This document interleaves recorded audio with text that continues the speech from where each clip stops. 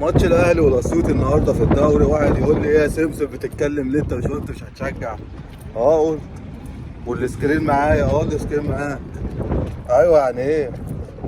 يعني اللي جه في دماغك. انا حنفي. خدتني كده وقعدت مع نفسي على قهوه، شربت كوبايتين شاي. اشرب يا اسلام، قال لي تشكر ابو السلاطين، شفطه من هنا على شفطه من هنا. طب هتقطع نفسك ازاي اللي انت تتابع الدوري المصري تاني بعد ما خسرنا 3 نقط؟ قلت له بص يا عم الحاج. قلت له دلوقتي في 3 نقط راحوا صح؟ قال لي اه. قلت له طيب واحنا خدنا مين قصادهم؟ قال لي زيزو.